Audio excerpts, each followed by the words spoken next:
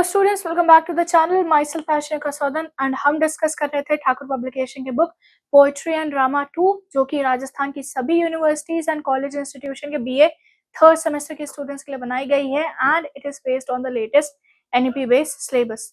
सो students, इससे पहले जो हमारी वीडियो आई थी उसमें हम लोगों ने चैप्टर 1 को डिस्कस किया था एंड उसमें हम लोगों ने अबाउट द पोएट डिस्कस कर लिया था, अबाउट द पोएम डिस्कस कर लिया था एंड पोएम के जो मेजर कैरेक्टर्स हैं या वो इंसान जिनके बारे में पोएम में बात की गई है, ये सब डिस्कस कर लिया था।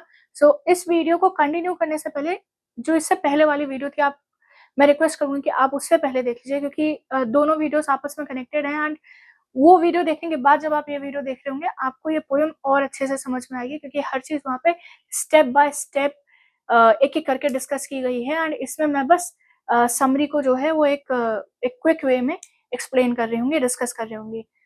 पहले वो वीडियो देख लीजिए एंड उसके बाद इस वीडियो पहले वाली वीडियो की जो लिंक है वो डिस्क्रिप्शन बॉक्स में अवेलेबल होगी, आप वहां से जाके देख सकते हैं। अगर वहां पे कोई इशू आ रहा है तो आप चैनल पे भी जाके हमारे वीडियो टैब पे उस वीडियो को आप देख सकते हैं।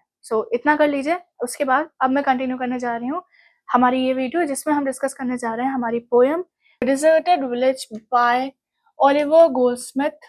ठीक है, एंड मैंने पहले ही जो हमारी प्रीवियस वीडियो थी उसमें मैंने बता दिया था कि इस पोएम में जो है टोटल 430 लाइन्स हैं एंड टोटल 25 स्टैंजास है।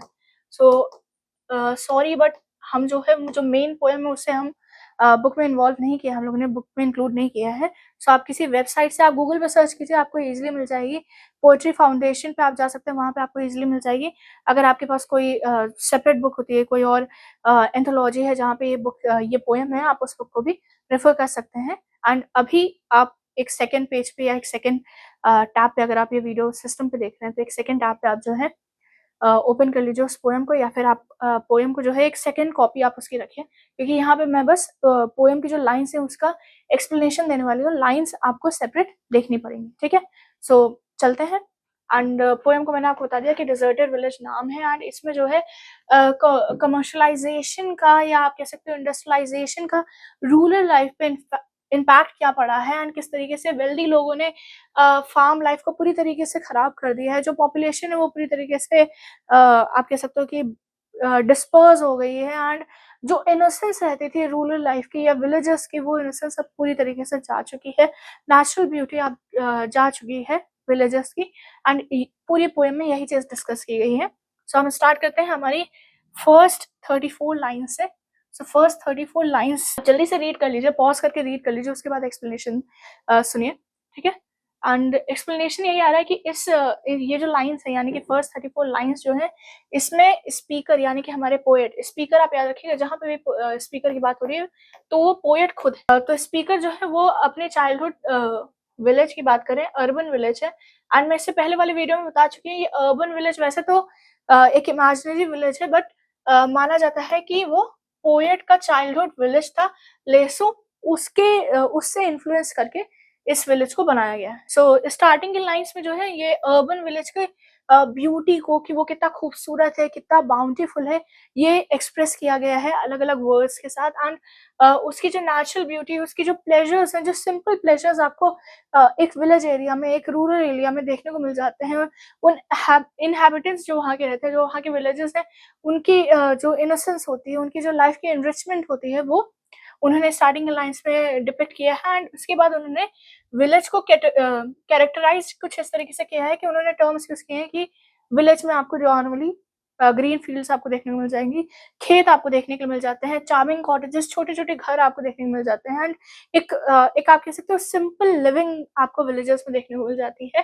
एंड नेक्स्ट चीज जो विलेजेस में या विलेज में कॉमन होती है वो आ जाती है कि लाइवली कम्युनिटी आपको मिल जाती है, यानी कि हर कोई जो है वो एक दूसरे की हेल्प के लिए, एक दूसरे के सपोर्ट के लिए, एक दूसरे के लिए अच्छा सोचते हुए एक as a community, as a unity सब लोग काम कर रहे होते हैं। एंड एक हैप्पीनेस, हेवन का हैप्पीनेस पूरी तरीके से सेट रहता है, एक ईज आपको विलेज एरिया में देखने को मिल जाता है। ठीक है, एंड ऐसा भी नहीं है कि वो लोग बहुत आसानी से काम कर रहे हैं कि उनकी लाइफ में कोई काम ही नहीं है।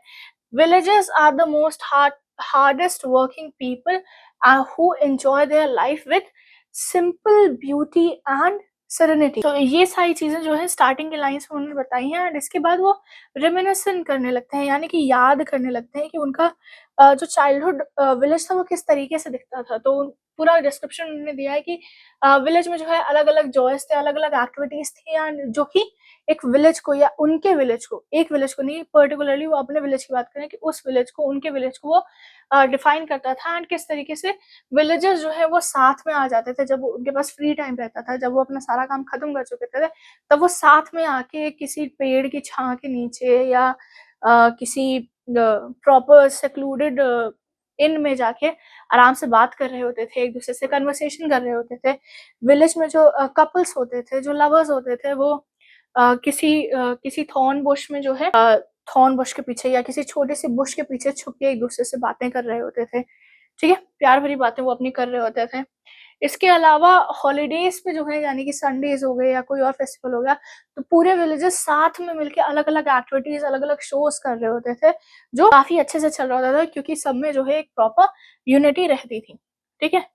एंड इसके बाद पोएट जो है वो कहते हैं कि मैं मिस करता हूँ वो टाइम जब मैं छुट्टियों का इंतज़ार करता था ताकि मैं गेम्स खेल सकूँ, वो एक्टिविटीज़ कर सकूँ जो विलेजर्स नॉर्मली करते हैं, ठीक है?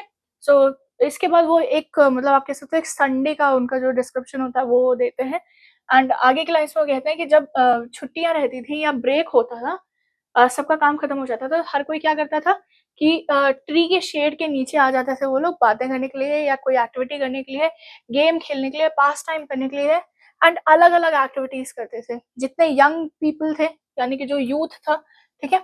वो कम्पीट करता था या कोई एक्टिविटी करता था एंड जितने भी ओल्ड पीपल थे या जो ओल्ड एज वाले थे वो बस पेड़ के नीचे बैठ के वो चीज़ों को देखते थे, बच्चों को खेलते हुए देखते थे एंड एन्जॉय करते थे।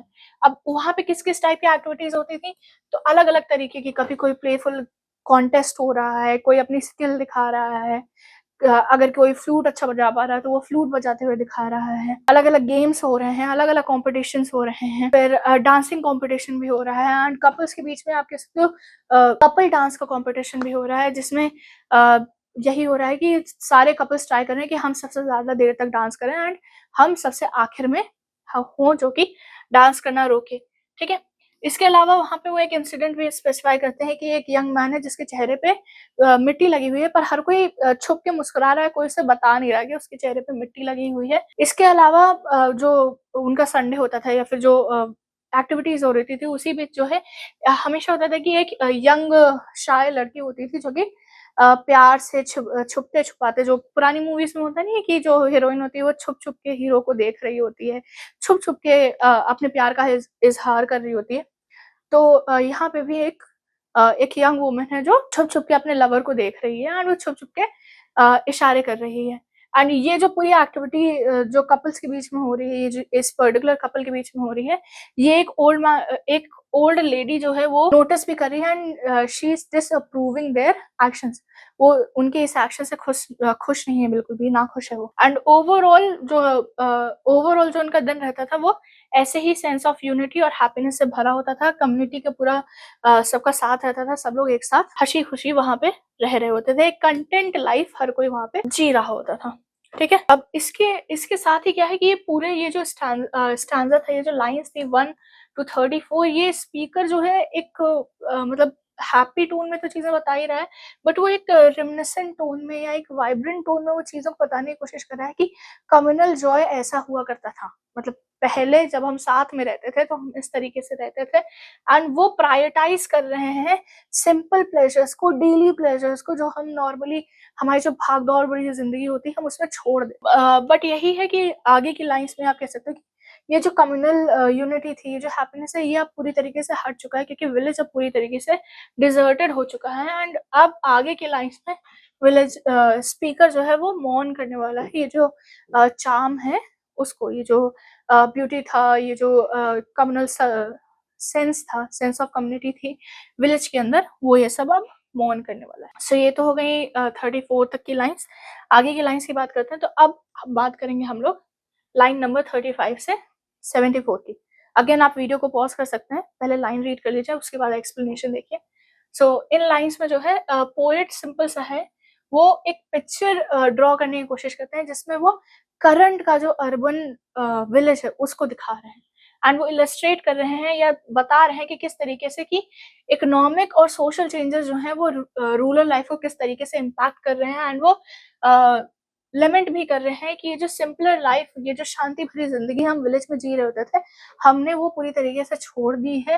एंड ये जो ट्रांसफॉर्मेशन या जो डिक्लाइन हो रहा है विलेज का, उनके चाइल्डहुड विलेज का, कि वो पूरी तरीके से खराब हो चुका है, वो उसको कह रहे हैं, उसको मेंशन कर रहे हैं। एंड इसके बाद वो कह रहे हैं कि अब हम लोग ये एक्टिविटीज नहीं करते हैं, एंड इसका उन्हें बहुत ज्यादा दुख है कि लोग जो है वो पूरी तरीके से गायब हो चुके हैं, एंड विलेज पूरी तरीके से खाली हो चुका है। बड़ी मुश्किल से एक आध लोग हैं वहाँ पे, एंड ये जो लोग साथ में रह के चीजें करते थे, ये अब वो सब चीजें मिस कर रहे हैं।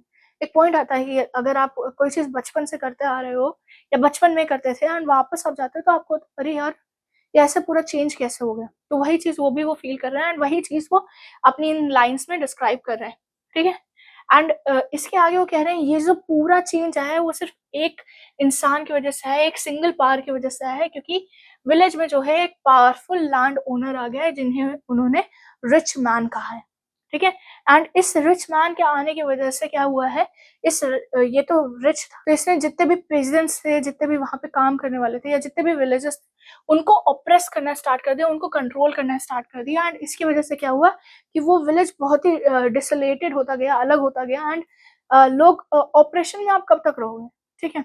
एक पॉइंट आता है जहाँ पे आप कहोगे अच्छा ठीक है, यहाँ पे बहुत ज़्यादा दुःख हो रहा है, यहाँ पे ज़िंदगी बहुत खराब है मेरी। नॉर्मली जो विलेज एरियाज़ के होते हैं या स्मॉल टाउन के होते हैं, उनका यही होता है कि अगर मैं एक बड़े शहर में जाऊँगा तो शायद मैं ज़्यादा पैसा कमा पाऊँगा, वहाँ मुझे अपॉर्च्युनिटीज़ ज़्यादा मिल जाएँगी। तो वैसा ही कुछ यहाँ पे जो विलेजर्स रह रहे थे, उनका भी हुआ कि जब वो रिच मैन से इतना ज़्यादा ऑप्रेस हो रहे थे ना, तो वो रिच मैन के ऑपरेशन से बचने के लिए उन्होंने विलेज को छोड़ दिया। अब हुआ क्या है कि जब विलेजर्स चले गए, तो ये जो फर्टाइल लैंड था जहाँ पे पूरा जो पूरे खेत थे जो हरे-हरे रंग के थे, वो कैसे हो गए, वो अंडर यूज़ हो गए एंड नेग्लेक्टेड रहने लगे, मतलब पूरी तरीके से वो अब खराब हो गए। अब वो उनमें जो है वीड्स आ गई हैं, एंड पास में जितने भी ब्रूक्स थी, जितने भी छोटी-छोटी नदियाँ थी, ठीक है? वो भी पहले तो उनमें साफ पानी होता था, अच्छा पानी होता था, मीठा पानी होता था, आप उसे पी सकते थे। पर अब क्या हो गया है, अब सिंस वहाँ पे कोई रह नहीं रहा, उस ब्रूक का एज़ सच कोई यूज़ नहीं हो रहा, तो वहाँ पे बहुत सारी मिट्टी आ गई है, वीड आ गई है, वो पानी पूरी तरीके से अब खराब हो चुका है।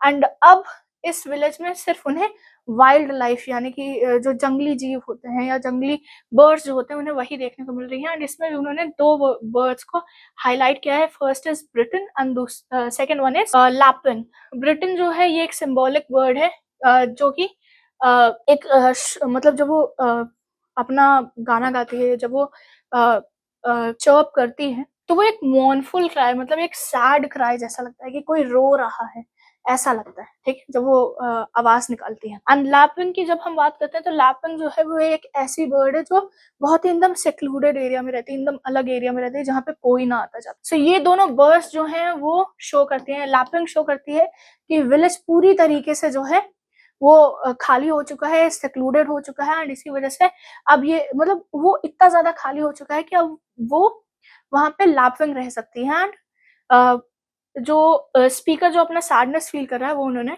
बिटर्नन के साथ शोकेस किया है, ठीक है? एंड इसके आगे वो कहते हैं कि इस पूरे विलेज में सिर्फ़ यही इन्हेबिटेंट्स रह गए हैं, बाकी जितने भी लोग थे, वो छोड़ के जा चुके हैं। तो इन लाइन्स के साथ जो है स्पीकर एक आप कह सकते हो सेंस ऑफ अबैंडनमेंट शो कर रहे हैं, अपना शोक व्यक्त कर रहे हैं, एंड एक मोurnफुल क्राई वो दे रहे हैं, ठीक है? इसके आगे की जो लाइन्स आती हैं उसमें जो है वो बताते हैं कि विलेज का जो फिज़िकल स्ट्रक्चर है, यानी कि जो घर है वहाँ के, जो छोटी-छोटी चीज़ें हैं वहाँ की, वो किस तरीके से अब पूरी तरीके से खराब हो चुकी हैं, क्योंकि ह्यूमन इंटरैक्शन नहीं हो रहा है। जितने घर थे वो सब खराब हो चुके हैं, एंड अब घरों में जो है लॉन्ग ग्रासेस उगना शुरू हो चुकी हैं। एंड विलेजेस ऑपरेशन की वजह से, ये तो मैंने लाइन आपको पहले बोल दी कि रिच मैन के ऑपरेशन से बचने के चक्कर में उन्होंने विलेज को छोड़ दिया है, वो विलेज से भाग गए हैं, एंड उन्होंने ये विलेज ओवरऑल छोड़ दिया है, ठीक है? अब इसके बाद आगे की लाइन्स में स्पीकर जो है वो क्रिटिसाइज़ करते हैं सोशल एंड इकोनॉमिक चेंज जो विलेज के डिक्लाइन की वजह से आ रहा है। जो चेंजेस आप कह सकते हो इंडस्ट्रियलाइज़ेशन या कमर्शियलाइजेशन की वजह से जो इम्पैक्ट रूरल एरियाज़ पे आ रहा है, वो उन्हें हाइलाइट करके उनको क्रिटिसाइज़ कर रहे हैं कि ये सब नहीं होना चाहिए। एंड इसके आगे वो कहते हैं कि ये सब होने की वजह ये है कि किसी एक इंसान के पास बहुत सारा पैसा। पहले क्या था, सबके पास थोड़ा-थोड़ा पैसा था, जिसके पास कम पड़ता था, दूसरे हेल्प कर देते थे। एक सेंस ऑफ कम्युनिटी थी कि अरे! आज मैं उनकी हेल्प कर रहा हूँ, कल मुझे हेल्प की ज़रूरत पड़ेगी तो वो मेरी हेल्प कर देंगे।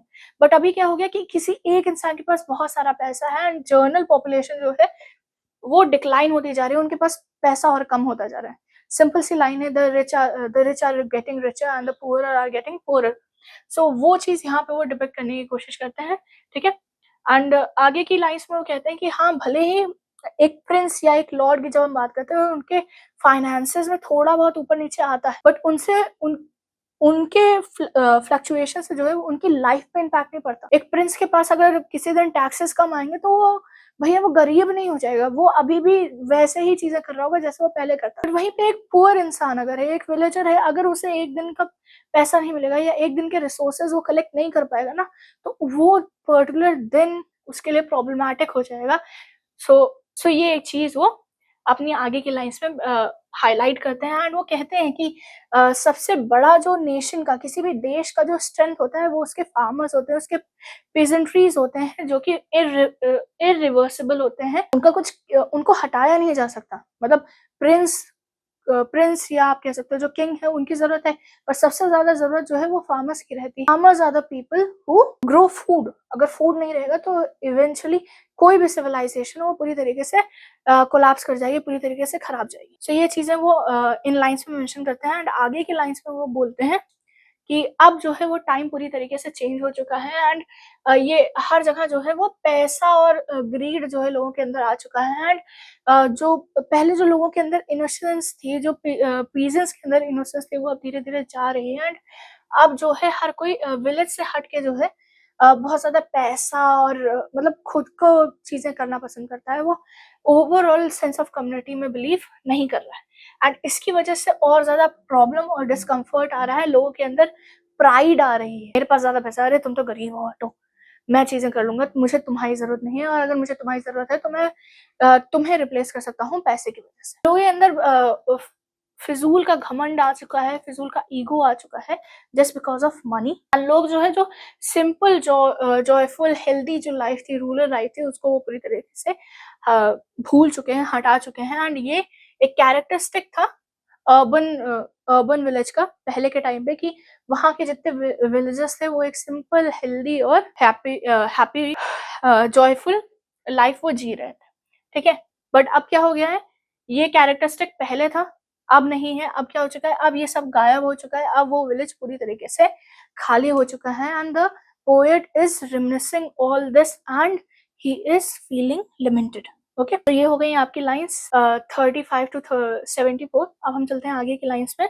सो आगे की लाइन्स आ जाती हैं 75 टू 136। तो इन लाइन्स में जो है स्पीकर रिफ्लेक्ट करते हैं कि किस तरीके से विलेज पूरी तरीके से अबैंडन हो चुका है, अब वो नेग्लेक्ट और डीके की कंडीशन पे आ चुका है एंड इसका स्पीकर को जो है वो बहुत ज़्यादा दुःख है कि अब एक ऑप्रेसिव फोर्स की वजह से पूरा जो है विलेज खराब हो चुका है एंड सिर्फ एक ऑपरेसिव फोर्स के कंट्रोल में आने की वजह से पूरा विलेज अब बेकार हो चुका है, डिक्लाइन हो चुका है। अब यहाँ पे जो पाथ है उनमें जो है ओवरग्रोन ग्रासेस आ गई हैं, जो घर थे वो रूइंस में कन्वर्ट हो चुके हैं। हैप्पी मेमोरीज जो हैं वो पास्ट की जब वो विलेज के आप कह सकते हो गलियों में या वहाँ जाके देख रहे हैं तो ये जो जो उनकी अच्छी मेमोरीज थी वो सब उनको याद आ रही हैं एंड इसकी वजह से वो बहुत ज़्यादा पेन एक्सपीरियंस कर रहे हैं, बहुत ज़्यादा सॉरो एक्सपीरियंस कर रहे हैं। एंड अभी जो है भले ही ये जो जितना टाइम स्पीकर ने जो है विलेज से दूर रह के बिताया था, उनका यही था कि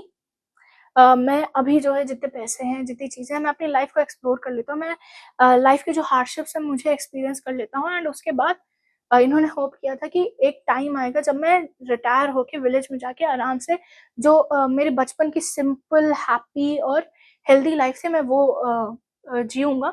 तो ये आप कह सकते हो कि यहाँ पे जो है इन लाइन्स में जो है पोएट अपना जो उनका रिटायरमेंट प्लान था कि रिटायर होने के बाद मैं क्या-क्या करूँगा, वो ये एक्सप्लेन करते हैं। तो उन्होंने क्या-क्या सोचा था? उन्होंने सोचा था कि मैं अपने जो बचे हुए दिन हैं वो अपनी एनर्जी को बचाते हुए एक शांत भरी जगह पे रहूँगा, यानी कि विलेज में रहूँगा। एंड विलेज में जो है जो नॉलेज मैंने बाहर जाके गेन की है, जो एक्सपीरियंस मैंने बाहर जाके गेन किया है, वो मैं विलेजर्स को बताऊँगा एंड लोगों को जो है अपनी तरफ वो लोग ड्रॉन होंगे मेरी तरफ, वो लोग अट्रैक्टेड होंगे मेरी तरफ एंड उन्हें एक कम्फर्ट मेरे साथ मिलेगा एंड मुझे उनकी कंपनी में मिलेगी। एंड इसी वजह से वो वापस आए हैं। बट अब क्या हो रहा है कि जिस जगह वो वापस आए हैं, वो पूरी तरीके से खराब हो चुकी है, मर चुकी है एंड अब जो उनका पास्ट है, वो उन्हें परेशान कर रहा है, उन्हें दुःख दे रहा है एंड वो इस दुःख से भागने की कोशिश कर रहे हैं। एंड आगे की लाइन्स में वो कहते हैं कि एक पीसफुल रिटायरमेंट ही था जो मैं चाहता था, या आप कह सकते हो कि वो एडमायर करते हैं उन लोगों का जो लोग पीसफुल रिटायरमेंट ले पा रहे हैं, जो आपके अपनी ज़िंदगी के आखिर के जो दिन है वो स्ट्रेस फ्री होके बिना किसी चैलेंजेस के जी पा रहे हैं एंड वो अपना ओल्ड एज जो है वो एक सेराइन और एन्जॉयमेंट भरी ज़िंदगी में बिता पा रहे हैं। कोई हार्ड वर्क की उनको ज़रूरत नहीं है, क्योंकि उन्होंने अपनी पूरी ज़िंदगी हार्ड वर्क किया है एंड अब वो सारी जितनी भी डिफ़िकल्टीज़ थी, जितनी भी टेम्पटेशंस थी, सब कुछ छोड़ के एक विलेज एरिया या एक शांत भरी जगह में उन्होंने अपना जीवन जीना शुरू कर दिया। वो कहते हैं कि ऐसे जो लोग होते हैं जो कि रिटायरमेंट ले लेते हैं या रिटायरमेंट के बाद एक शांत भरी ज़िंदगी चूज़ करते हैं, वो उन्होंने अपनी पूरी ज़िंदगी में जितनी हार्श रियलिटीज़ उन्होंने फेस की होती हैं, वो उन्होंने कभी कोई नॉर्मल इंसान नहीं फेस करता एंड अ, ऐसी जॉब्स जो उन्होंने की हैं जो पुअर भी होती हैं, यानी कि गरीबों की भी होती हैं एंड वो डेंजरस जॉब्स भी होती हैं एंड इतने सारे हार्डशिप, इतनी सारी चीज़ों के बाद जो है अब उनके पास एक ऐसा एक्सपीरियंस आ गया है जो वो आगे लोगों तक पहुँचा सकते हैं। एक वर्च्यू, एक डिवाइन फेवर की तरह उनका एक्सपीरियंस काम करता है एंड वो एक हैप्पी और एक सुकून भरी ज़िंदगी जीते हैं। एंड इसके आगे की लाइन्स में जो है स्पीकर अगेन वो दिन याद करते हैं, या वो प्लीज़ेंट साउंड्स और प्लीज़ेंट लाइफ़ जो विलेज की होती है उसको याद करते हैं कि कितना शांत विलेज था मेरे बचपन के टाइम पे, कितनी शांति भरी आवाज़ें होती थी। अगर शोर-गुल्ला भी हो रहा है तो वो ऐसा हो रहा था जो दिल को खुश करे, जो एक्टिविटीज़ होती थी वो सूदिंग एटमॉस्फेयर क्रिएट करती थी एंड इसके बाद वो पूरा इसके आगे की लाइन्स में जो है वो पूरा डिस्क्रिप्शन देते हैं कि किस तरीके से किस-किस टाइप का साउंड होता था, क्या-क्या साउंड होता था। जैसे मिल्क मेड जो है वो वहाँ पे गाना गाते हुए जा रही होती थी। जो केटल्स होती हैं वो अपना आवाज़ें कर रही होती थी। बच्चों के हँसने और शोर मचाने की आवाज़ वहाँ पे आ रही होती थी। एंड एक ओवरऑल जो है एक कम्फर्टिंग और चेयरफुल एटमॉस्फेयर सबका बना रहता था विलेज एरिया में। बट अब क्या हो गया है, अब जो विलेज है वो पूरी तरीके से साइलेंट है, पूरी तरीके से डिसोलेटेड है। अब इतना एक मिनट में रुक रही हूँ। अब इतना जो मैंने एक्सप्लेनेशन किया, इससे आपको ये समझ में आ गया कि ऑथर बार-बार पास्ट और प्रेज़ेंट में स्विच कर रहा है। पहले वो पास्ट के बारे में बोल रहा है कि पहले ऐसा हुआ करता था, फिर वो प्रेज़ेंट में आ रहा है, फिर वो बोल रहा है कि अब तो ऐसा हो गया है, ये हो गया है, वो हो गया है। एंड थ्रू आउट एक चीज़ पूरी पोएम में अभी तक आपने देखी है, आगे की लाइन्स में भी आप देखोगे कि पोएट ने जो विलेज का टाइम होता था या विलेज एरिया होता था, उनके पॉजिटिव पॉइंट्स के बारे में बात की, उनका नेगेटिव पॉइंट कहीं पे भी शोकेस नहीं किया। ऐसा नहीं है कि विलेजेस को प्रॉब्लम नहीं होती थी या उनकी लाइफ हार्ड नहीं होती थी। लाइक खेती is farming is a very difficult and physical process. बहुत फिजिकल स्ट्रेंथ लगती है उसमें, स्पेशली पहले के टाइम पे जब वो मशीनरीज़ नहीं होती थी, वो टेक्नोलॉजी नहीं होती थी, वो आप कह सकते हो फैसिलिटीज़ नहीं होती थी जो करंटली हैं। And currently is farming one of the toughest job to do. So आप इतना समझिए कि फार्मर्स के या विलेज एरियाज़ के जो नेगेटिव एस्पेक्ट है, वो सिंस वो बच्चे थे तो उन्होंने रेनबो ग्लासेस पहने हुए थे, तो उन्हें हर चीज़ अच्छा दिख रहा था, हर चीज़ खुशी-मज़ाक वाला ही दिख रहा था एंड वही चीज़ उन्होंने इस पोएम में दिखाई है। उन्होंने अपने बचपन के टाइम पे अगर कुछ सैडनेस नहीं देखी है लेसो विलेज में, वो उन्होंने मेंशन नहीं की है थ्रू आउट द पोएम। पे वापस आते हैं, तो उनका यहीं पे कहना है कि करंट का जो टाइम है विलेज का, ये साइलेंट हो गया है, डेसोलेटेड हो गया है, कोई है ही नहीं विलेज में, तो ऑब्वियसली साइलेंट हो गया है, खाली हो गया है एंड ये जो बस्टलिंग लाइफ थी, यानी कि हर को हर कोई कुछ ना कुछ कर रहा है, बच्चे कुछ कर रहे हैं, कहीं न कुछ हो रहा है, ये सब गायब हो चुका है एंड अब वहाँ पे सिर्फ एक ओल्ड लेडी है, जो कि विडो है एंड वो स्ट्रगल कर रही है अपने सर्वाइवल के लिए। उसको अगर कुछ चाहिए तो वो मतलब आस-पास की चीज़ों से गैदरिंग करके मतलब अपने लाइफ़ को सस्टेन कर रही है। अगर उसे कुछ खाना है, तो आस-पास की चीज़ें देख रही है। अगर उसे फायरवुड चाहिए, तो वो किसी थॉर्नी बुश के पास जाके उसको कट करके काम चला रही है। ठीक है?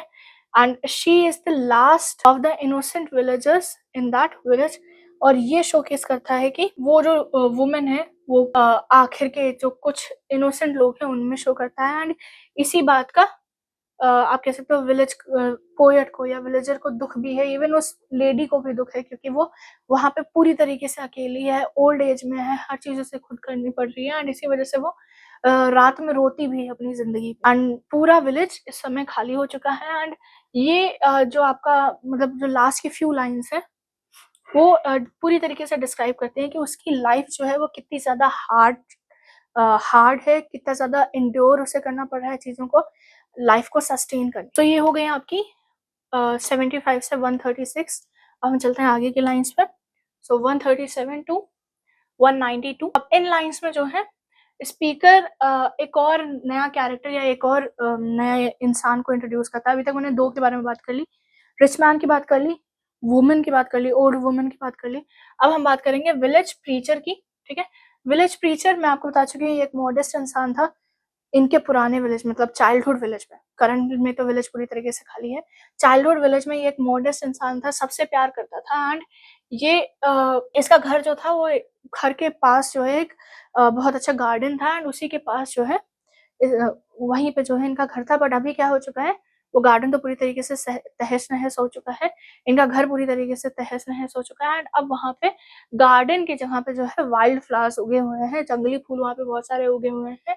एंड इस इंसान की अब आगे की लाइन्स में उन्होंने बात की कि ये इंसान जो है यानी कि प्रीचर जो है वो ईयरली बेसिस पे 40 पाउंड्स कमाते थे, बट वो अपनी लाइफ से बहुत ज़्यादा खुश थे एंड उन्होंने अपनी पूरी जो लाइफ थी उसको डेडिकेट कर दिया था लोगों को स्पिरिचुअल नॉलेज देने में, विलेजेस को स्पिरिचुअल नॉलेज देने में। एंड उन्होंने कभी ये कोशिश नहीं की कि वो किसी तरीके का चेंज लाएँ, किसी तरीके की वो पावर हंग्री नहीं थे। वो लोगों की हेल्प करना प्रेफ़र करते थे एंड वो लोगों को जो प्रिंसिपल्स होते थे या बाइबल की जो नॉलेज है उसे लोगों को सिखाने में बिलीव करते थे। एंड ये आप कह सकते हो बहुत ही मॉरली स्ट्रॉन्ग इंसान थे क्योंकि ये अपने प्रिंसिपल से कभी हटते नहीं थे। एंड ये जो है लोगों के वेलफेयर के लिए बहुत ज़्यादा कंसर्न्ड रहते थे।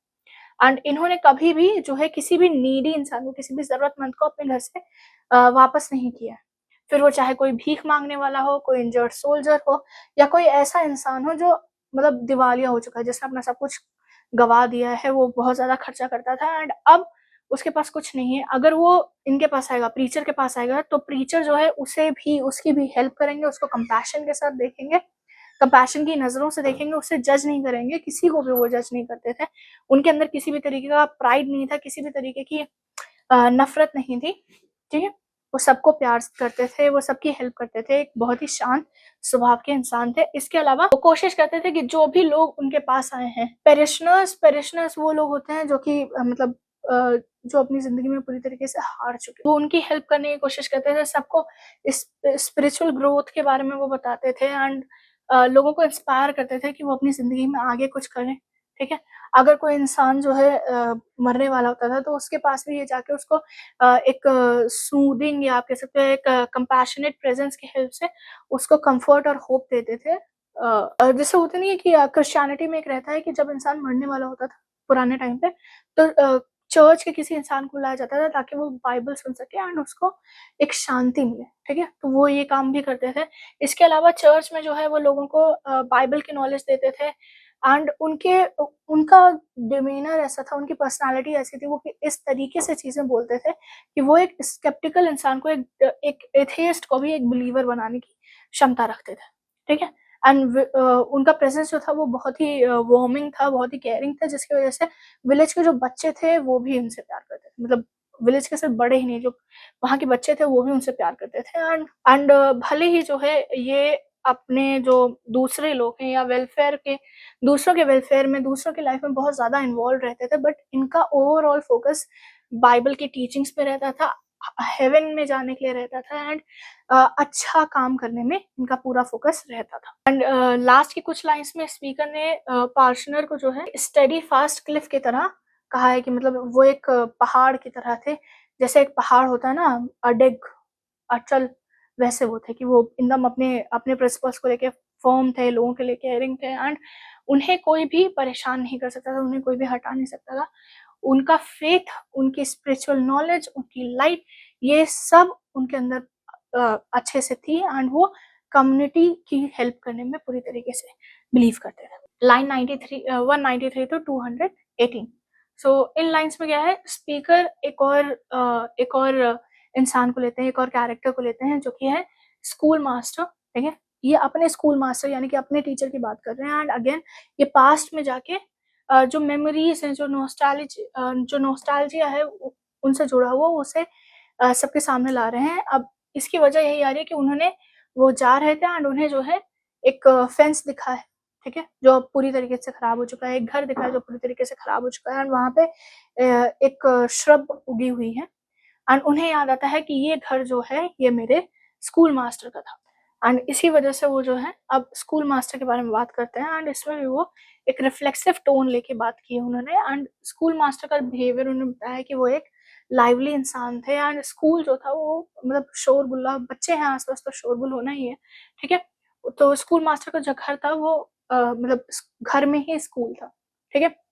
तो बच्चे जो है वहाँ पे आते थे एंड वहाँ पे वो बहुत ही लाइवली एनवायरनमेंट था, बच्चे वहाँ पे बहुत खुशी से रहते थे, शोरगुल बहुत होता था वहाँ पे एंड बच्चों के प्रेज़ेंस की वज़ह से वहाँ पे कांस्टेंट कोई ना कोई एक्टिविटी होती रहती थी। अब इनकी अगर हम बात करते हैं स्कूल मास्टर की तो वो एक स्ट्रिक्ट इंसान थे, बहुत ही स्टर्न इंसान थे। वो मतलब काफ़ी एजुकेटेड थे, उन्हें चीज़ें सँभालना आता था एंड वो अपने छोटे से स्कूल को मैनेज करना वो बहुत अच्छे से जानते थे, ठीक है? एंड इसके बाद जो है स्पीकर कहते हैं कि भले ही जो है सिर्फ़ उन्हें अपना स्कूल सँभालना नहीं आता था, उन्हें टॉरेंट टॉरेंट उस बच्चे को कहते हैं जो स्कूल बंक करता है। तो उन्हें टॉरेंट्स को भी हैंडल करना आता था कि किस तरीके से कैसे कहाँ पे स्ट्रिक्ट होना है, कहाँ पे जो है बच्चों को कैसे अपनी बात मनवानी है, उनको आता था। एंड बच्चे जो है स्कूल मास्टर से इतना ज़्यादा डरते थे या उनकी स्ट्रिक्टनेस से इतना ज़्यादा डरते थे, उनकी इतनी रिस्पेक्ट करते थे कि उनके मूड से यानी कि मास्टर जी के मूड से या मास्टर जी के सैटिस्फाइड होने से डिसाइड हो जाता था बच्चे करेंगे क्या, ठीक है? सो ओवरऑल वैसे तो स्कूल मास्टर अच्छे इंसान थे, तो बच्चों की नज़र में जो है अगर सेंस ऑफ टेंशन और रिस्पेक्ट जो है वो स्कूल मास्टर ने बच्चों की नज़र में क्रिएट करके रखी हुई थी। इसके आगे बच्चे जो हैं यूजुअली कोशिश करते थे कि वो स्कूल मास्टर से इंटरैक्ट करते रहें एंड वो स्कूल मास्टर को खुश रखने की कोशिश करते थे। इसी वज़ह से अगर कोई स्कूल मास्टर कोई जोक बोल रहा है एंड वो बेकार जोक भी है ना, वो तो भी हँस देते थे। क्योंकि वो जानते थे अगर स्कूल मास्टर के जोक पे नहीं हँसा ना भैया, तो फिर डाँट पड़ेगी, इनका मूड अगर ऑफ हुआ तो फिर हम लोग तो गए, होमवर्क भी मिलेगा, पिटाई भी होगी। तो ये जो बिहेवियर बच्चों का था कि वो एक इनसिंसियर लाफ़ दे देते थे, ये शोकेस करता था कि बच्चे किस तरीके से उनसे डरते थे एंड किस तरीके से वो उनकी रिस्पेक्ट करते थे, ठीक है? एंड ऐसा भी था कि अगर स्कूल मास्टर ने बच्चों को बस घूर भर लिया तो बच्चे पूरी तरीके से शांत हो जाते थे। हमारे पेरेंट्स भी कहते थे कि ये तुम लोग तो पता नहीं क्या करते रहते हो। मेरे पेरेंट्स ने बहुत कहा है कि तुम टीचर की तो तुमने कोई इज़्ज़त की नहीं है। मैं जो ट्यूशन टीचर रहती थी मैंने उनकी कभी इज़्ज़त नहीं की। एंड वहीं पे उनके जो मेरी मम्मी कहती है मेरे टीचर अगर आ जाते थे ना उन्होंने घूर दिया हम सब पूरा चुप शांति से काम होगा। तो वही चीज़ वो यहाँ पे भी कह रहे हैं कि भैया ये जो हमारे स्कूल मास्टर थे अगर इन्होंने घूर लिया, ऐसे करके देख लिया, पूरा क्लास शांत हो जाना है।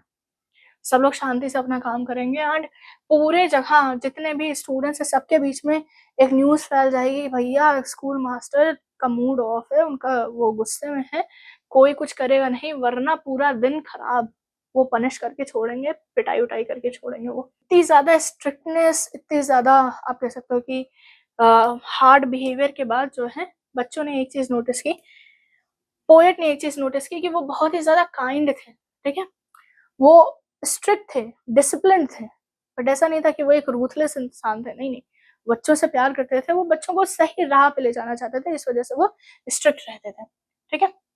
एंड उनकी जो स्ट्रिक्टनेस थी वो बस जो उनका लर्निंग और एजुकेशन के लिए जो प्यार है, जो बच्चों के फ्यूचर को लेके प्यार है, वो उसकी वज़ह से स्ट्रिक्ट रहते थे, ठीक है?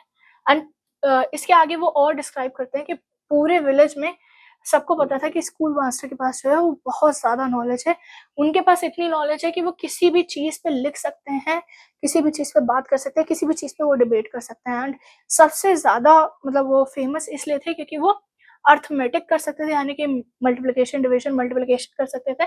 इसके अलावा वो लिख सकते थे एंड उनकी जो प्रैक्टिकल स्किल्स थी वो ये थे कि वो लैंड को मेज़र कर लेते थे, मौसम को देख के, टाइड को देख के वो बता देते थे कैसा मौसम आगे का रहने वाला है, क्या आगे होने वाला है। इसके अलावा रूमर भी थी गाँव में कि ये जो है एक बैरल के साइज़ को भी देख के बता सकते हैं कि उसमें कितना पानी या कितना कोई भी लिक्विड आ जाएगा, ठीक है?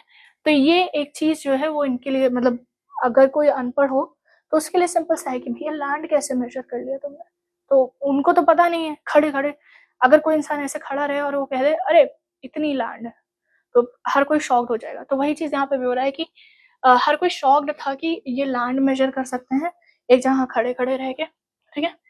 बैरल को देख के थोड़ा-सा कैलकुलेशन करके बता सकते हैं उस बैरल में कितना लिक्विड आएगा। इसके अलावा विलेज का जो प्रीस्ट था यानी कि हमारे पार्षणर जो थे वो इनकी रिस्पेक्ट करते थे, स्कूल मास्टर की रिस्पेक्ट करते थे क्योंकि इनके अंदर बहुत ज़्यादा डिबेटिंग स्किल थी। भले ही वो अगर किसी डिबेट में हार जाते थे तो बट वो अपने पॉइंट्स को प्रेज़ेंट करना बहुत अच्छे से जानते थे एंड उनकी वॉइस जो थी जैसे टीचर्स की वॉइस होती है, टीचर्स की वॉइस बहुत ही अ, एक बहुत ही स्ट्रॉन्ग और एक अथॉरिटेटिव वॉइस होती है, एक्चुअल टीचर की वॉइस।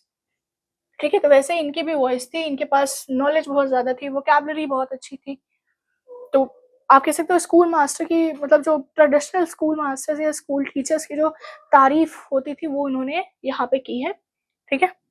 एंड इसके बाद जो है इनका इसके बाद आगे की लाइन्स में वो थोड़ा-सा सैड टोन में फिर से आ रहे हैं कि भले ही हमारे स्कूल मास्टर इतना सब कुछ कर लेते थे, इतने इम्पोर्टेंट रोल उन्होंने इतना इम्पोर्टेंट रोल उन्होंने विलेज में प्ले किया था बट आज के टाइम में अगर हम देखते हैं तो उनके जो फेम था, उनकी जो पॉपुलैरिटी थी वो सब जा चुका है एंड भले ही वो अभी एक चीज़ में पहले के टाइम पे वो एक चीज़ में एक्सेल करते थे बट अब उन्हें पूरी तरीके से भूला जा चुका है क्योंकि पूरा विलेज अब खाली हो चुका है एंड अगेन लास्ट की फ्यू लाइन्स वो फिर से sense of loss, sense of nostalgia ये सब हाइलाइट करता है कि किस तरीके से विलेज में चेंजेस आए हैं, किस तरीके से विलेज में चीज़ें पूरी तरीके से बदल गई हैं और अब विलेज जो है वो पूरी तरीके से खराब हो गया है। ऑब्वियसली लैंडलॉर्ड के आने की वजह से ऐसा हुआ है, लैंड ओनर की वजह से आने से हुआ है।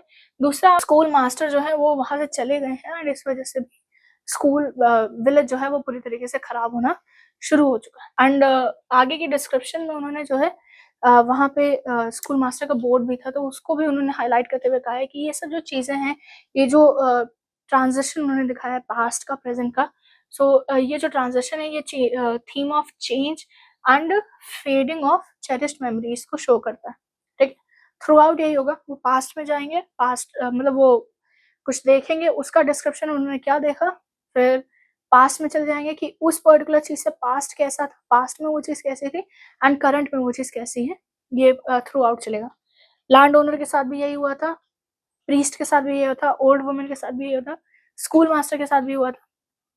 आगे की लाइन्स में भी यही पैटर्न उन्होंने फॉलो किया। अब हम चलते हैं आगे की लाइन्स में, सो आगे की लाइन्स है लाइन नंबर 219 टू 250 रीड कर लीजिए, उसके बाद आप आराम से एक्सप्लेनेशन समझिए। इन लाइन्स में जो है स्पीकर अगेन लॉस और डिक्लाइन विलेज के डिक्लाइन को शोकेस कर रहे हैं एंड इसमें किस चीज़ को बोल रहे हैं वो विलेज में इनके एक हब टाइप का था, एक आप कह सकते हो एक घर था जहाँ पे घर भी क्या था वो एक इन टाइप का एरिया था, ठीक है? जहाँ पे पूरे जो विलेजेस थे वो जाते थे, वहाँ पे वो लोग एक-दूसरे से बातें करते थे, गॉसिप शेयर करते थे, न्यूज़ शेयर होती थी, ठीक है? हर वो चीज़ मतलब अब होता नहीं है कि एक जगह होती है जहाँ पे हर कोई जाता है। जैसे अ, अगर आपका कोई कॉलेज है, कॉलेज में जो है आपकी चाय की टपली एक चाय की टपली ऐसी होगी जहाँ पे कॉलेज का हर एक स्टूडेंट जाता हो एंड फिर वहाँ पे जाके हर चीज़ होती होगी। लोगों का मज़ाक भी उड़ता होगा, प्रोफ़ेसर की बुराई भी होती होगी, किसी से झगड़ा भी होता होगा, ठीक है? कॉलेज की कोई न्यूज़ होगी, वो भी डिस्कस होती होगी, किसका किसके साथ चक्कर चल रहा है, वो भी वहाँ पे डिस्कस हो रहा होगा। हर चीज़ उस एक अ, कैफ़ेटेरिया या उस एक मतलब मोस्टली वहाँ पे हम लोग चाय पीने जाते हैं। मेरे कॉलेज में भी था, तो हम लोग वहाँ पे सिर्फ़ चाय पीने जाते थे एंड फिर वहाँ पे हम लोग बैठ के घंटों बातें कर रहे होते थे, ठीक? तो वैसे ही यहाँ पे भी एक एरिया है, एक कम्युनिटी हब है, ठीक है?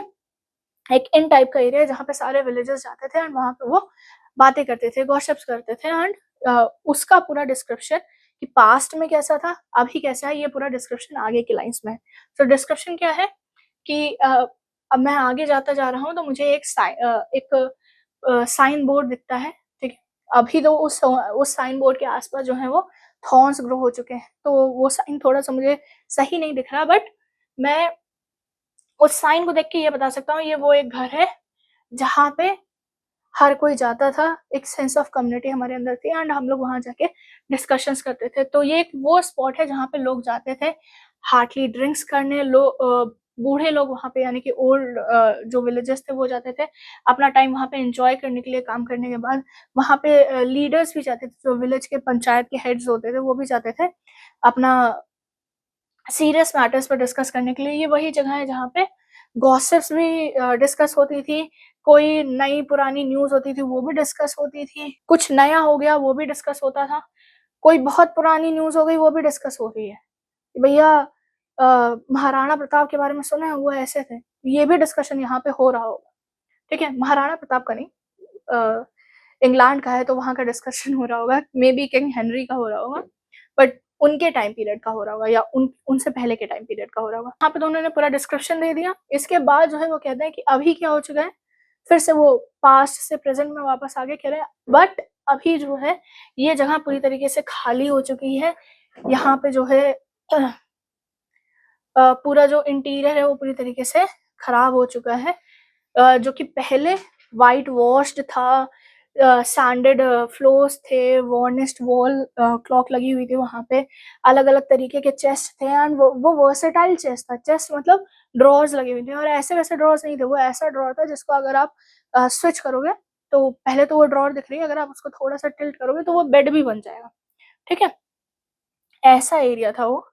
एंड वहाँ पे बोर्ड गेम्स भी बहुत सारे थे, वहाँ पे बहुत अच्छी डेकोरेशंस भी थी। अ, अलग-अलग चीज़ों की डेकोरेशंस भी थी, सीज़नल डेकोरेशन भी होती रहती थी, कोई त्योहार पड़ रहा है, कोई सीज़न चेंज हो रहा है, उसके हिसाब से भी डेकोरेशंस होती रहती थी। जो टूटे हुए मग थे, वहाँ पे एक मेंटल पीस था, वहाँ पे एज़ अ मोमेंटो वहाँ पे लगाए रहते थे।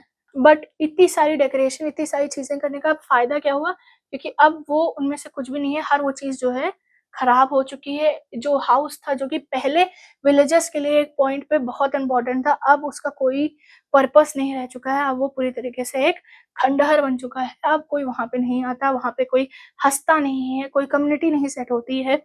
पहले के टाइम पे जो है peasants, farmers, barbers, woodman, smith हर कोई वहाँ पे आता था, बट अब क्या हो गया?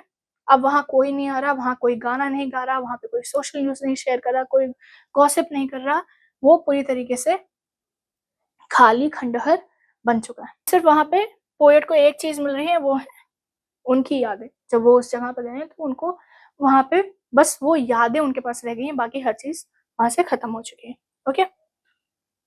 सो ये हो गए आपके लाइन्स का एक्सप्लेनेशन। अब हम आगे की लाइन्स पे चलते हैं। आगे की लाइन्स आ जाती हैं 251 से 286।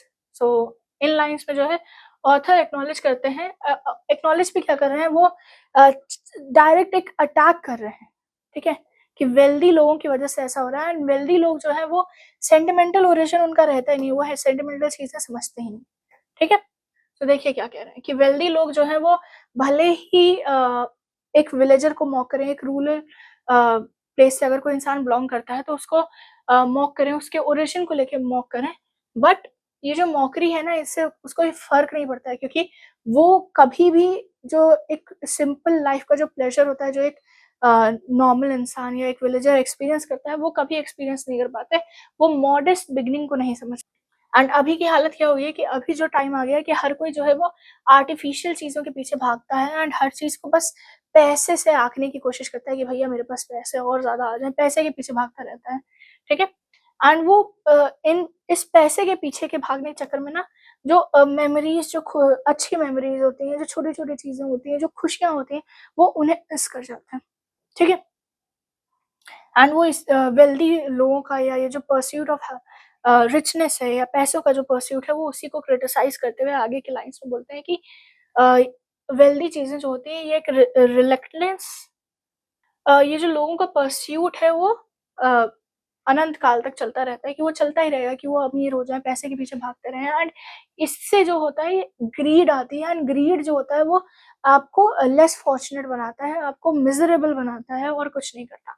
एंड इसी वजह से पोएट जो है वो आगे की लाइन्स में जितने भी अमीर लोग हैं उनको चैलेंज भी करते हैं कि एक लग्ज़रियस लैंड को चूज़ करने से अच्छा है कि आप एक जेन्युइन जॉयफुल ज़िंदगी को चूज़ करें, पैसे के पीछे ना भागें एंड लैंड भले ही जो है आपके पास भले ही ज़्यादा पैसे हैं एंड पैसे की वज़ह से आप जो है रिसोर्सेज़ को स्पॉइल कर रहे हैं, लोगों को एक्सप्लॉइट कर रहे हैं, अपना डोमिनेंस एक्सपैंड करने की कोशिश कर रहे हैं, बट इस चक्कर में हो क्या रहा है, आप दूसरों को परेशान कर रहे हैं, जो पुअर लोग हैं आप उनको एक्सप्लॉइट कर रहे हैं, आपकी वज़ह से जो है उन्हें परेशान होना पड़ रहा है एंड वो भी टू सम एक्सटेंट हो रहे हैं। लाइक लैंड ओनर यहाँ आ गया, लैंड ओनर की वजह से तो विलेजर्स को प्रॉब्लम्स फेस करनी एंड ये जो पैसों की परस्यूट है इसके चक्कर में वो क्या कर रहे हैं, जो नेचर का, लैंड का जो एक्चुअल वेल्थ है, जो नेचर की एक्चुअल वेल्थ है, ये उसे पूरी तरीके से खराब कर दे रहे हैं, उसे पूरी तरीके से तहस नहस कर दे रहे हैं। जो लैंड आपको सालों मतलब रिसोर्सेज प्रोवाइड कर सकती है, आप उसे भी बैरन बना दे रहे हैं। ठीक है, तो ये सब ना करें, ये सब चीज़ें ना करें। आप अपनी लाइफ में एक सिंपल, एक जॉयफुल लाइफ जीने की कोशिश करें। इतना वो इन लाइन्स में कह रहे हैं। ठीक है, आगे के लाइन्स पे चलते हैं। तो आगे के लाइन्स है 287 से 340 तक। सो इन लाइन्स में स्पीकर क्रिटिसाइज कर रहे हैं कि जो पहले एक खूबसूरत और एक ब्यूटीफुल, एक सिंपल लैंड हुआ करता था, वो इस समय लग्जीरियस और एक्सेस की वजह से पूरी तरीके से खराब हो चुका है। एंड यहाँ पे जो है, जो करंट का टाइम है, वो उसको हाईलाइट करते हुए कह रहे हैं कि पहले के टाइम पे होता था कि वुमेन जो होती थी वो नॉर्मली सिंपल चीज़ों के पीछे जाती थी, छोटी मोटी चीज़ों से खुश हो जाती थी, बट अब क्या हो गया, वो बहुत ज़्यादा आर्टिफिशियल चीज़ों के पीछे भागती हैं। सिर्फ वुमेन ही नहीं, जितने भी लोग हैं वो हर कोई जो है वो आर्टिफिशियल चीज़ों की तरफ भागते हैं, बट उन्हें ये नहीं समझ में आता, ये जो आर्टिफिशियल चीज़ें हैं वो यूथ की तरह है। जैसे आप यंग हमेशा नहीं रहोगे, वैसे ही आर्टिफिशियल चीज़ें आपके साथ हमेशा नहीं रहेंगी। हमेशा जो रहेंगी वो सिंपल चीज़ें हैं, वो सिंपलिसिटी है जो आपके साथ हमेशा रहेगी। एंड ये जो आपका ग्रैंडोर है, या आप ये जो पैसे से चीज़ें खरीदने की कोशिश कर रहे हो, पाने की कोशिश कर रहे हो, अपने पावर से चीज़ों को कंट्रोल करने की कोशिश कर रहे हो, इससे कुछ होगा नहीं। जो एक्चुअल ब्यूटी लाई करती है वो नेचर में लाई करती है, वो सिंपल लिविंग में लाई करती है। एंड इसके आगे जो है, आगे के लाइन्स में वो ये एक्सप्लेन करने की कोशिश करते हैं कि किस तरीके से वेल्दी या आप कह सकते हो जो पैसों के पीछे लोग भागते हैं, उनकी वजह से जो गरीब या जनरल पब्लिक है, उनको कितना ज़्यादा प्रॉब्लम फेस करना पड़ रहा है, कितने ज़्यादा उन्हें एक्सप्लॉइटेशन फेस करना पड़ रहा है। कोई भी विलेजर अगर वो विलेज से किसी मेजर सिटी में आता है, तो वो बहुत ज़्यादा स्ट्रगल करता है। हम सबको ये बात पता है। ठीक है? इसके बाद जो है वो आगे पोएम में एक कंट्रास्ट शो करते हैं पब्लिक डिस्प्ले ऑफ वेल्थ और जो रियलिटी है, जो इनइक्वालिटी शो हो रही है हमारी करंट सोसाइटी में, उनकी करंट सोसाइटी में, उसको वो शोकेस करते हैं। एंड वो क्वेश्चन करते हैं कि ये जो आपका आर्टिफिशियल तरीका है कि जॉय का भी आपने एक मुखौटा पहन रखा है, ये आप कब हटाएँगे? सिंपल लिविंग, सिंपल लाइफ में, सिंपल हैप्पीनेस में आप कब जाएँगे? एंड इन सब चीज़ों की वज़ह से क्या हो रहा है कि लोग अपना इनोसेंस खो रहे हैं, सिंप्लिसिटी खो रहे हैं। एंड जो लैंड है, जो उसके लोग हैं, वो स्ट्रगल कर रहे हैं क्योंकि वो सुपरफिशियलिटी की तरफ जा रहे हैं। ओके? सो ये हो गई आपकी लाइन्स। आगे की लाइन्स पे चलते हैं। तो आगे की लाइन्स आ जाती हैं आपकी लाइन्स 341 टू 384। अब इन लाइन्स में जो है उन्होंने एक स्टोरी क्रिएट की है, जिसमें उन्होंने एक आप कह सकते हो विलेजर की, हो सकता है कि वो एक विलेजर की स्टोरी हो। ठीक है? इसमें एक फैमिली है, एक गरीब फैमिली है जो विलेज को छोड़ के सिटी में जाने की कोशिश कर रही है और वो सिटी में सेटल होने की कोशिश कर रही है। तो उनकी जो प्लाइट है वो उनको इन लाइन्स में उन्होंने बताया।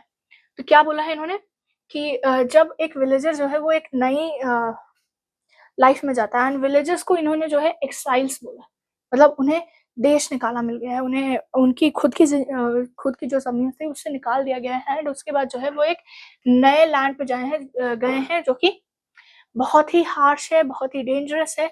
वहाँ पे अब यहाँ पे उन्होंने बहुत सारे मेटाफर्स यूज़ किए हैं कि वहाँ पे बहुत ज़्यादा एक्सट्रीम हीट है, पॉइज़नस फील्ड्स हैं, थ्रेटनिंग वाइल्ड लाइफ एनिमल्स हैं, स्टार्किंग डिफरेंट सेराइन ब्यूटी, ये सब आपको उन्हें जो है वो एक्सपीरियंस करना पड़ता है। ठीक है? कोई भी इंसान अगर विलेज से जो है सिटी में आ रहा है, तो उसे बहुत सारी प्रॉब्लम्स का फेस करना पड़ता है। ठीक है?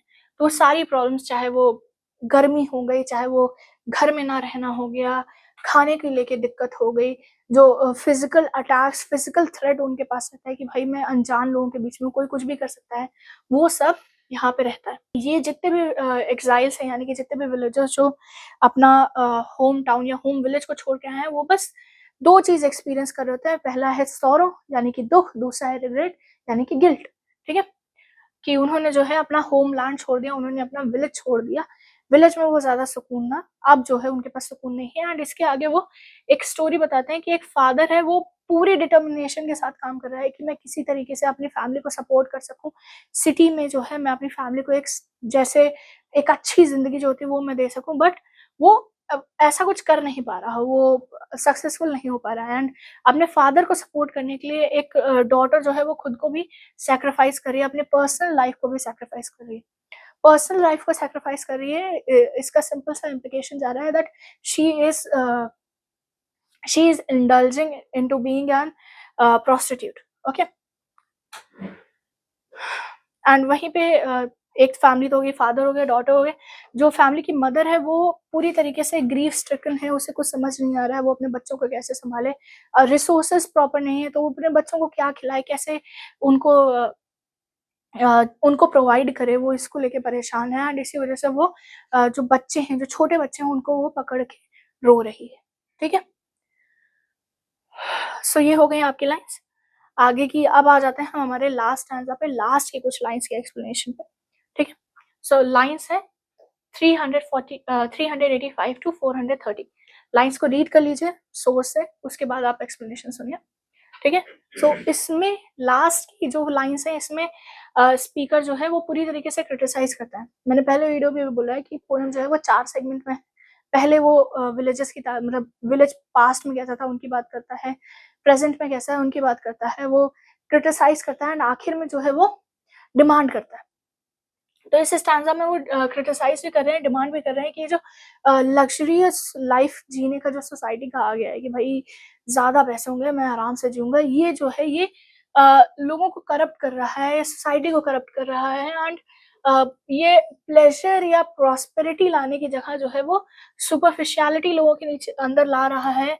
नेशन का आप कह सकते हो डाउनफॉल यहाँ पे होना स्टार्ट हो चुका है। लोग एक्चुअली अंदर से दुखी रहने लगे हैं एंड वो अंदर से जो है वो पूरी तरीके से खराब होने लगे हैं। वो भले ही चाहे जितना काम कर लें, चाहे जितनी चीज़ें कर लें, बट वो चीज़ें अटेन नहीं कर पा रहे हैं क्योंकि उनके अंदर आप कह सकते हो एक छल और द्वेष की भावना भी आ चुकी है। They have become envious and you can say not witty but they have become clever और यू कैन से। एंड इसके बाद क्या हो रहा है कि इन सब चीज़ों की वजह से जो विलेज या रूरल एरिया के जो वर्च्यूज थे, यानी कि hard work, hospitality, genuine love, ये सब पूरी तरीके से गायब होता जा रहा है। एंड इसका पोएट को दुख भी है कि ये सब चीज़ें खत्म होती जा रही है, कोई इन वैल्यूज को नहीं समझ रहा।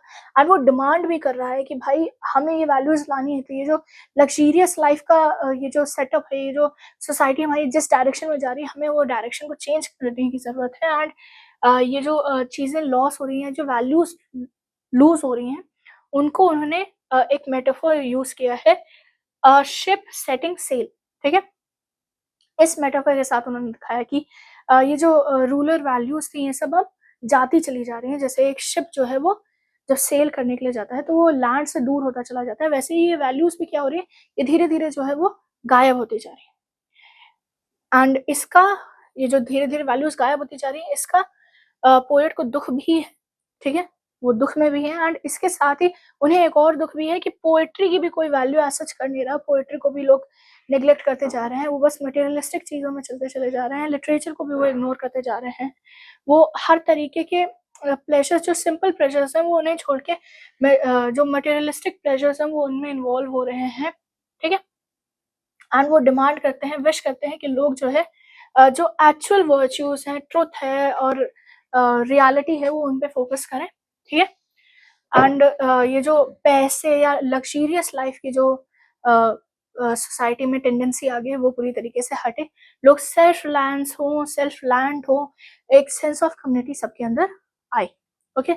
सो ये रहा आपकी पोएम द डिजर्टेड विलेज का एक्सप्लेनेशन। होप आपको एक्सप्लेनेशन अच्छा लगा हो।